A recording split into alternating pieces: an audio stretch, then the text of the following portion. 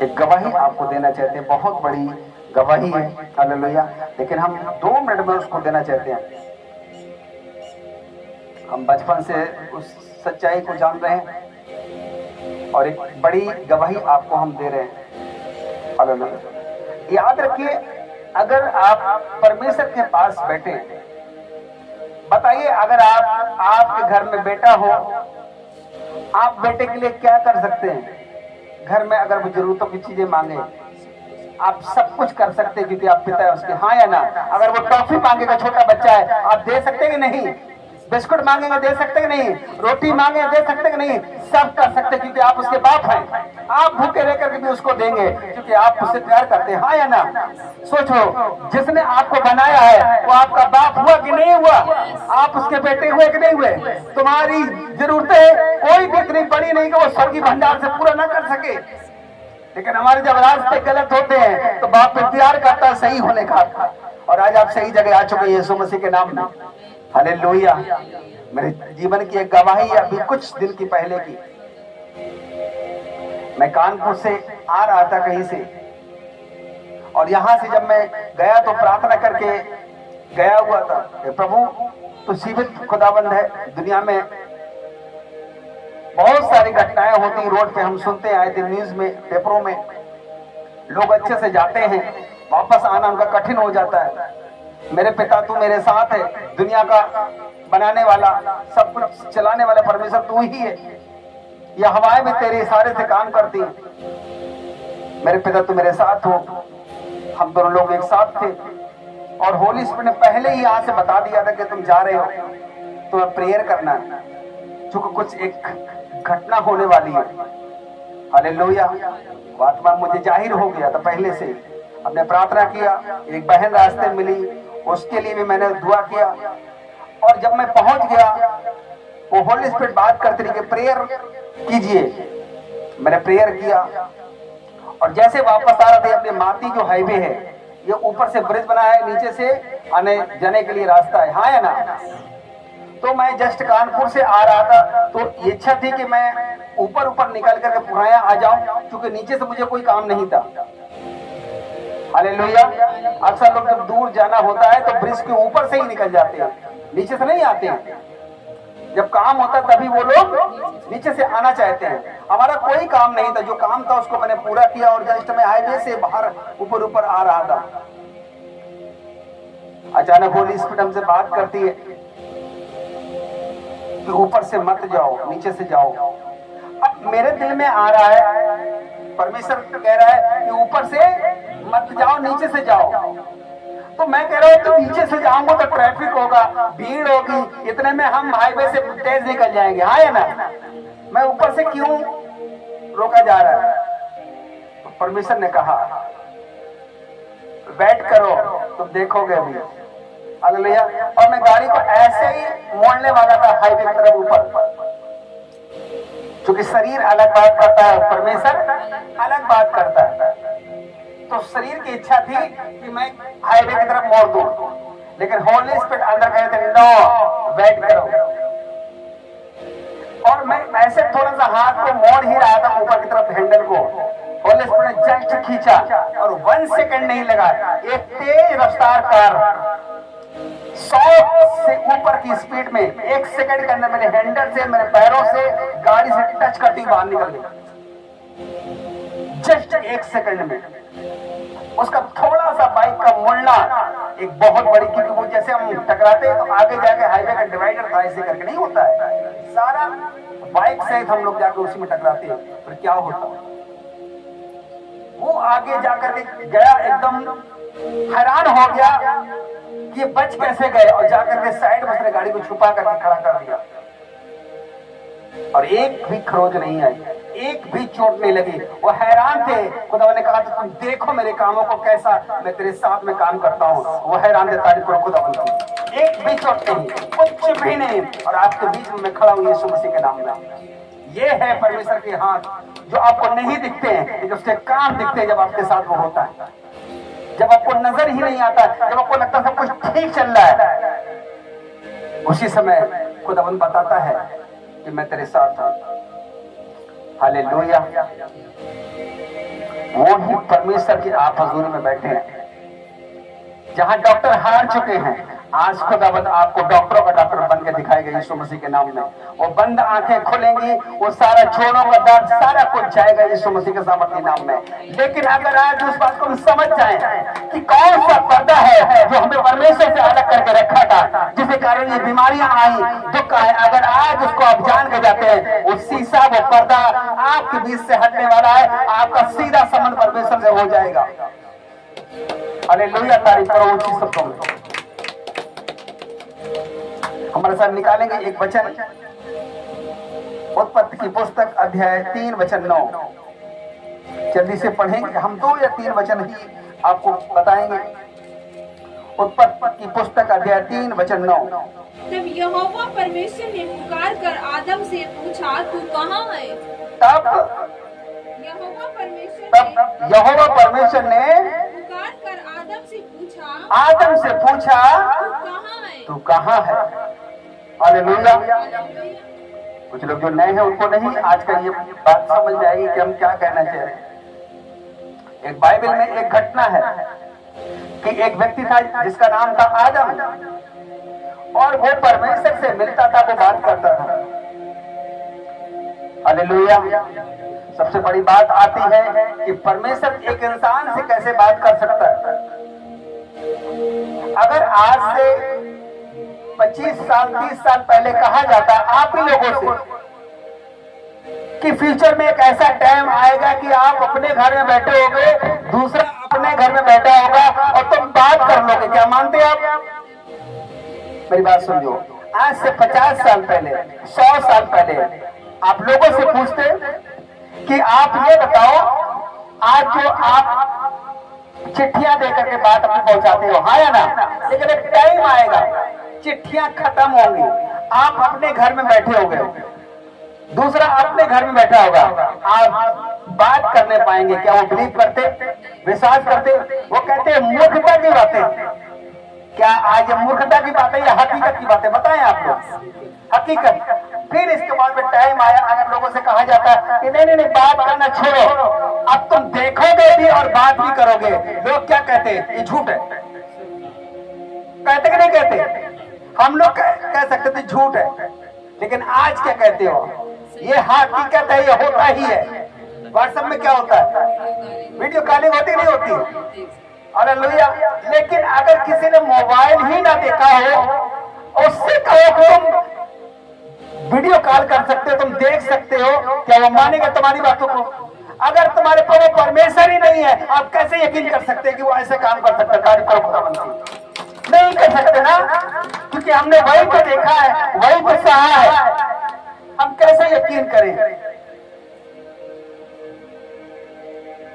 लेकिन जब वो चीज आपके हाथ में होती है, वो बातें आपके हाथ में होती हैं और दूसरे के भी वो हाथ में होती हैं, आप मानते हैं कि नहीं, जैसे फोन से बात की जा सकती है, चाहे ऑडियो में हो चाहे वीडियो में हो, यह हकीकत है। हालेलुया। ऐसे परमेश्वर जब आप उसके हाथों में पहुंच जाते हैं तो फिर वही होता जो आप चाहते हैं। एक चीज याद रखिए, अगर आप परमेश्वर की इच्छा को पूरा करेंगे तो वो आपकी सभी इच्छाओं को पूरा करना शुरू कर देता है। सारा कुछ, आपकी जरूरतें कुछ नहीं उसके सामने। वो बीमारियां एक पल में आपसे आपके बदन को छोड़कर जाती है।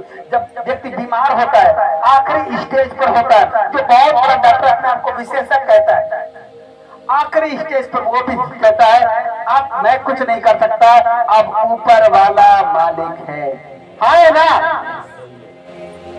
अरे पहले ही अगर तुम ऊपर वाले से इतना मन लगा रहे तो नीचे वाला मालिक ये जवाब न देने पाता आपको। वो भी कहता है अब घर ले जाओ, मैं कुछ नहीं कर सकता हूं, ये लास्ट स्टेज पर आ गया है, अब ऊपर वाला। वो भी जानता है कि सबसे बड़ी ताकत, लेकिन हम ऊपर वाले को तो जाने नहीं कभी। एक सॉन्ग आते हैं, दुनिया की भीड़ में न खोना तुम, यीशु आने वाला है न सोना तुम। दुनिया की भीड़ में न खोना तुम, यीशु आने वाला है न सोना तुम। हालेलुया। इस दुनिया के भीड़ में, इस चकाचौंध में, दुनिया के तमाम बातों में, ज्ञान में हम फंस चुके और वो सच्चाई नजर नहीं आती। अगर एक गांव में सभी लोग अशिक्षित रहते हों और उनके बीच में अगर कोई व्यक्ति आकर कहे कि अरे पढ़ो लिखो, तुम एक बाबू बन सकते हो, तुम एक नौकरी कर सकते हो, तुम्हें फ्री मजदूरी करने की जरूरत नहीं पड़ेगी, कौन आपकी बात पर यकीन करेगा? बोलो। वो कहेगा नहीं नहीं, जितना टाइम हम 10 या 12 साल 15 साल पढ़ाई में लगाएंगे, इतने दिन हमारे बच्चा अगर खेती सीखेगा तो हल और बैल लेकर के वो अच्छे से फसल उगा लेगा। वो नहीं आपकी बात को समझ सकता है।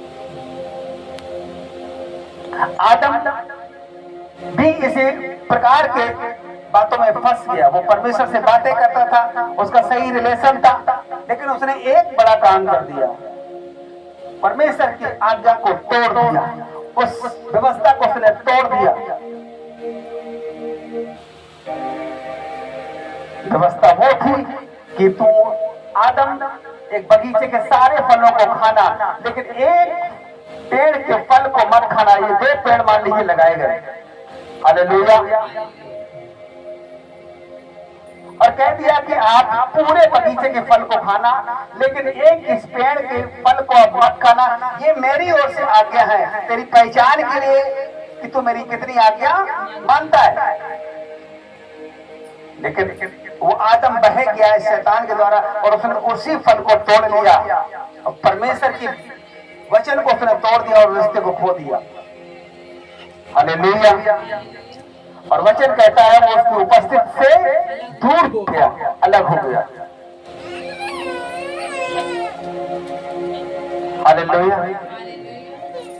आज हम कितने सारी चीजें हैं जो हर रोज हम तोड़ते हैं और वो हमारे जीवन के से अलग हो चुका है। एक वचन और निकालेंगे, उत्पत्ति की पुस्तक अध्याय 3:24।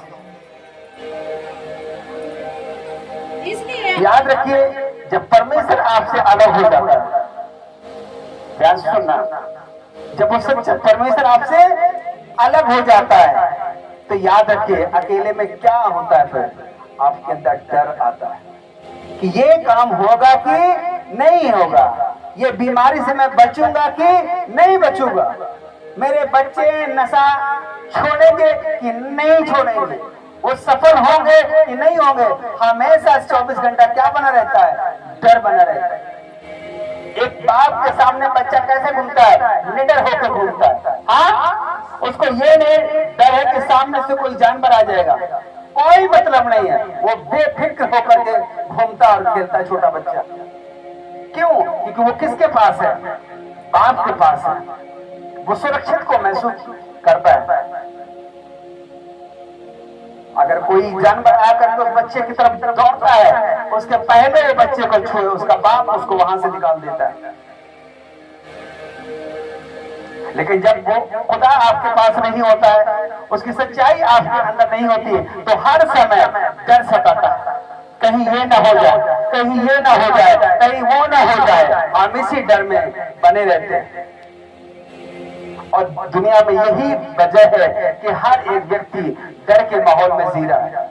उसको बच्चों को डर है, मेरे बच्चे कहीं बाहर रहते हैं, कहीं बिगड़ न जाए, हाँ या ना, कहीं किसी गलत संगत में ना पड़ जाए। हाँ, ये जो बीमारी है, कहीं डॉक्टर इसको जब चेक करे को ऐसा ना बोल दे ये ला इलाज है, कहीं ऐसा ना हो कि हमारे बजट से बाहर निकल जाए। हर समय क्या लगा रहता है? आपको डर लगा रहता है, क्योंकि बाप आपके पास नहीं है। अगर बाप आपके पास होता, वो खुदा आपके पास होता, आप घूमते और फिरते ये भरोसा करके कि मेरा बाप है, मुझे संभाल लेगा। हालेलुया। वचन में कहता है, क्या लिखा है? इसलिए आदम को उसने निकाल दिया, उसी आदम को जिसने आज्ञा तोड़ी थी। क्या किया? निकाल दिया। हाँ, और जीवन के वृक्ष के मार्ग का पहरा देने के लिए अदन की वाटिका के पूर्व की ओर करबों को और चारों ओर घूमने वाली ज्वालामय तलवार को भी नियुक्त कर दिया। हालेलुया। और आदम को निकाल दिया और उस पेड़ के आसपास उसने पहरा लगा दिया कि आदम तो अब नहीं जा सकता है। क्यों? क्योंकि तुम मुझसे अलग हो चुका है। आज हम पुकारते हैं, आज हम रोते हैं, आज हम प्रार्थना करते हैं, परमेश्वर मेरी सुन ले, ऊपर वाली मेरी सुन ले, लेकिन आपको नहीं मालूम है अगर आप वो परमेश्वर आपके जीवन में नहीं है तो फिर कौन सुनेगा? आदम को इसी कारण निकाल दिया गया उससे। हालेलुया। और हम सब उसी आदम की क्या है? संतान है। हजारों सालों की ये बातें हैं, अभी महीने 2-4 साल की बातें नहीं है कि कोई आदम नाम का। हजारों साल जब ये दुनिया बनी थी उस समय का जो पहला इंसान था उसका नाम था आदम। उसी से बातें जो निकल के आती है, आदि मानव नहीं सुनते हम लोग, वो वहीं से आती है। हम लोग सब पढ़े हैं आदि मानव। वो कहां से आए? वो आदम से आए आदि मानव। और वही पहला बाप हमारा, पहला ही शख्स क्या हुआ? परमेश्वर से अलग हो गया। और हम सब इसी कारण उसी से क्या है? आज भी अलग हैं। हम उसे खोज नहीं रहे, हम उसे जांच नहीं रहे कि वो कैसा है। खुदा सब दुनिया की भीड़ में खोए हुए। हालेलुया। एक वचन और निकालेंगे, पहला तीमुथियुस अध्याय 5 वचन 23 से कहता है।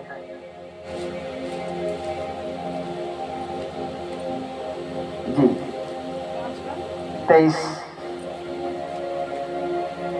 शांति का परमेश्वर, शांति का परमेश्वर आप ही तुम्हें पूरी रीत से पवित्र करे। हाँ, शांति का परमेश्वर तुम्हें क्या करे?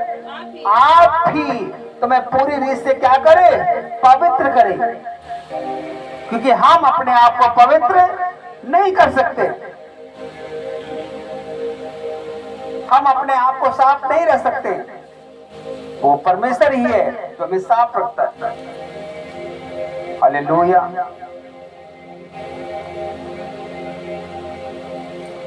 फिर हमारे जीवन से वो बरकतें खत्म होती हैं, वो आशीषें खत्म होती हैं, क्योंकि परमेश्वर आपकी जिंदगी में काम नहीं कर रहा होता।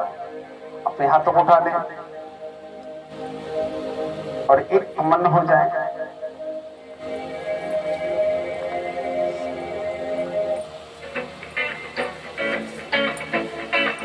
मैसेज बहुत लंबा है लेकिन उसको मैं पूरा दूंगा, समय बहुत ज्यादा आपका होगा। कि कुछ लोग नए हैं, उनको कुछ चीजें सीखने में मदद करें। खुदा बंदा आज आप अपने जीवन को चेक करो, अपने आप से पूछो, अपने आप से बात करो कि जो कुछ हमने किया अभी तक, जो जैसा मैंने जिया, क्या ये जीवन सही था? क्या ये जीवन गलत था? अगर दुनिया के बनाने वाले जीवित परमेश्वर के पास हम ये जीवन लेकर के जाएं तो क्या वो इसको ग्रहण करेगा?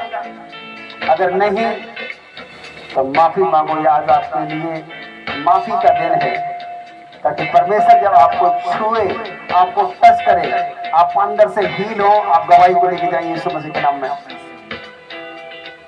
अगर आपको लगता है कहीं मैंने जीवन गलत जिया है, मैंने झूठ बोले हैं, मैंने पाप किया है, गलत चीजें हमारे जीवन में रही हैं, अपने हाथ को स्वर की तरफ उठाएं। ये बीमारियां आने का कारण बीमारी नहीं है, आपका शरीर नहीं है, ये पाप है जो तुमको परमेश्वर से अलग किए हुए। अगर आप जैसे मुंह से अंगीकार करेंगे, वचन कहता है जो मुंह से अंगीकार करेगा वो उद्धार को ग्रहण करेगा, वो मेरी चंगाई को ग्रहण करेगा। इसलिए आपका जीवन जैसा भी है, अगर आपको लगता है ये गलत था, माफी मांगो मेरे खुदावन से। कहो मेरे खुदावन, मेरे परमेश्वर, उस बात का नाम लो, मन में ले सकते हो अगर आप तेज नहीं ले सकते हो। अगर किसी के प्रति में झूठी गवाही दी है, चोरी की है, कोई पाप किया है, कुछ भी जो गलत होता है, हम सभी का नाम नहीं ले सकते हैं। आप उनको बोलो अपने अंदर से कि मैंने उस फला व्यक्ति के साथ मैंने गलत किया है, मैंने खुद के साथ गलत किया है, मैंने ये काम गलत किए हैं। परमेश्वर आज मैं तेरे सामने उनकी माफी मांगता हूँ। मैंने लोगों के सामने नहीं मांगी, मैंने अपने घर में नहीं कभी बोला, मैंने अपने पत्नी के सामने उसको नहीं बताया, लेकिन आज खुदावन हम तेरे सामने आया हूँ और माफी मांग रहा हूँ खुदावन, तो माफ कर, ताकि हमारे घर की समस्याएं, दुख, बीमारियां, रोग, कलेश सब आज छोड़ के जाए परमेश्वर मेरे जीवन को। बोलो अपने ऊंची आवाज में, मेरे परमेश्वर ये जो बोल रहे हैं, ये जो अंगीकार कर रहे हैं, मेरे परमेश्वर तुमको माफ कर, तो माफ करने वाला परमेश्वर सदा रहा है। परमेश्वर आज तेरी हजूरी में इनके सारे पाप मिट जाएं, सारे गुनाह मिट जाएं in the name of Jesus. प्रभु तेरा आत्मा छुए, इनको छोड़े और आजाद करे, इनकी जिंदगी सेम रहने में परमेश्वर मैं तेरी आत्मा से इनको टच करता हूँ, इनके ब्लड को, इनकी हड्डी को, इनकी आत्मा को, इनके जीवन को परमेश्वर, इनका फ्यूचर चेंज हो पवित्र आत्मा।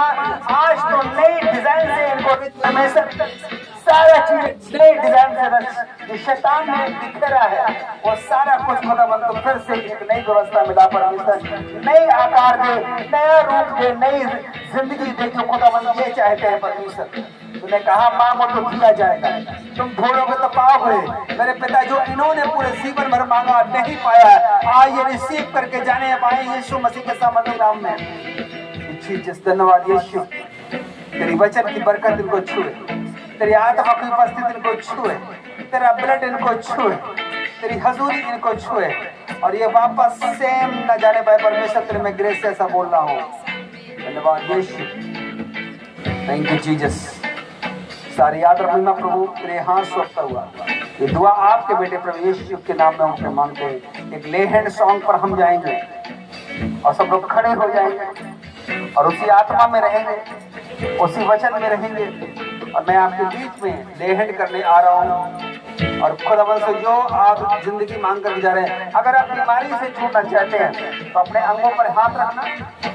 अगर आपके आंखों में प्रॉब्लम है आप अपने आंखों में हाथ रखना। अगर आपके चेस्ट में, आपकी बॉडी में, आपके सर में, आपके पैरों में कहीं पर भी बीमारी है और रोग है, आप उसका हाथ रखो और बोलो परमेश्वर से, प्रभु आज मैं तेरे घर पे आया हूँ, तेरी हजूरी में आया हूँ।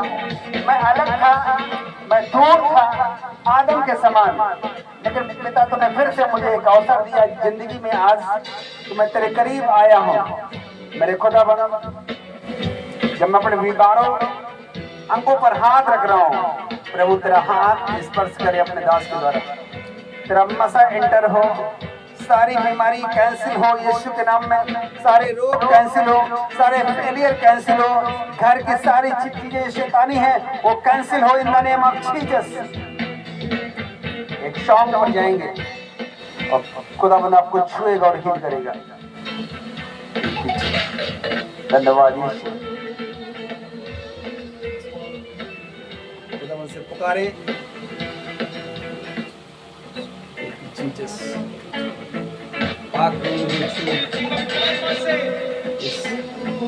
परमेश्वर से कहे मुझे छू, ईश्वर से कहे मुझे छू, मेरे बीमार अंगों को छू, मेरे हृदय को छू, मेरे हड्डी को छू, मेरे बॉडी को छू, मेरे बच्चों को छू, मेरे फैमिली को छू। बोलो जहाँ जहाँ आप देखना चाहते हैं परमेश्वर के काम को, बोलो जगह का नाम लेके परमेश्वर छू आज।